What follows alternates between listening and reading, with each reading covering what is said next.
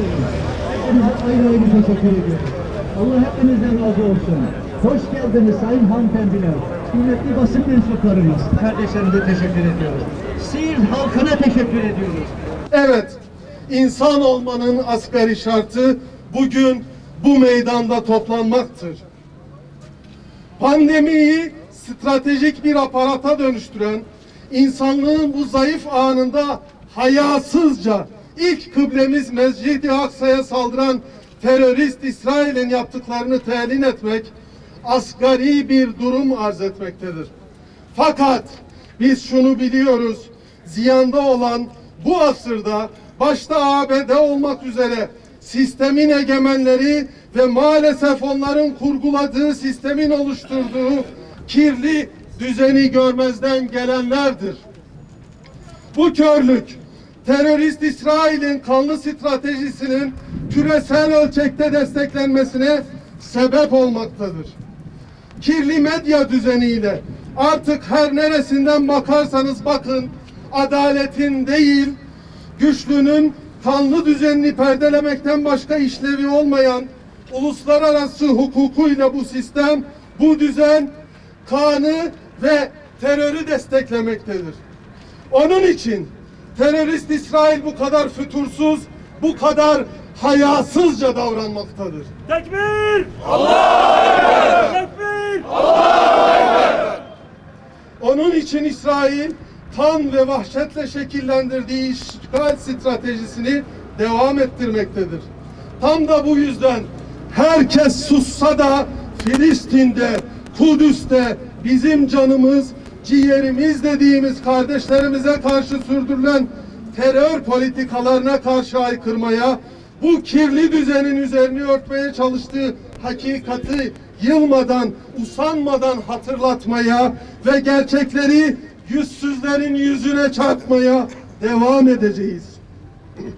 Nasıl ki orada kardeşlerimiz direniyor, biz de burada bu inançla, bu kör düzene karşı direnmeye devam edeceğiz. Tekbir! Allahu Ekber! Tekbir! Allahu Ekber! Tekbir! Allahu Ekber! Tekbir! Allahu Ekber! Kudüs bizimdir, bizim olacak. Kudüs bizimdir, bizim olacak. Usanmayacağız.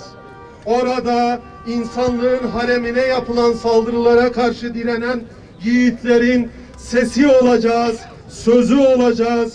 Bu küresel kirli stratejiye karşı biz de burada direneceğiz. Kardeşlerim, İsrail bir yalan üzerine kurulmuştur. Siyonist rejimin oluşturduğu bu yalan düzen elbette yenilecek. Bunu imanımız kadar biliyoruz.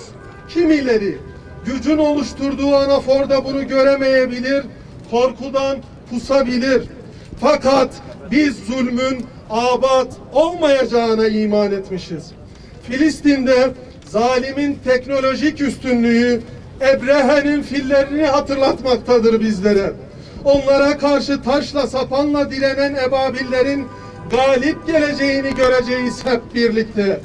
Ne var ki terörist İsrail'in oluşturduğu kanlı politikalara karşı kulaklarını tıkayıp başını kuma gömenlerin büyük bir hüsrana uğrayacaklarını da hatırlatmak isteriz.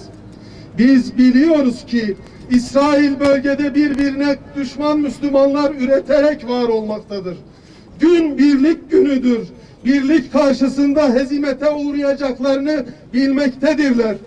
Bunu bilen İsrail bu yüzden korkularına esirdir. Korku ve şiddetin üreteceği tek bir şey vardır. Terördür. Kahrolsun İsrail! Kahrolsun İsrail! Tek cihad şehadet! Tek cihad şehadet! Tek cihad şehadet! İsrail'in bu bölgeye yerleşme sürecine bir bakın. Temelinde terör göreceksiniz. İsrail'in sözde kurucusu ve sözde ilk başbakanı Ben Gurion ve ondan sonra görev alan birçok yöneticisi terör ve tethiş hareketlerinin içinde bulunmuş kişilerdir. Yani İsrail'in temelinde terör vardır, kan vardır, kin vardır ve ırkçılık üzerine bina edilmiş Siyonist rejimin oluşturduğu ipe sapa gelmez kör bir inanç vardır. Kardeşlerim, Siyonistlerin ilk saldırılarını hatırlamadan, işgal edilen ilk şehir Hayfa'yı hatırlamadan, 200'lü emperyalistlerin çatışmalı bölgeler teorisini bilmeden Mescid-i Aksa'ya yapılan saldırıları anlayamayız. Vaat edilmiş topraklar bu kanlı sistemin motivasyon kaynağıdır. Holocaust endüstrisinden beslenen lobiler bu kanlı çarkın başındaki yapılardır. Ve maalesef bu yapılarla işbirliği yapan nevzuhur devletçikler, kabileci kafalar mücadeleyi içten baltalamaktadırlar. Ama bu bir mücadeledir.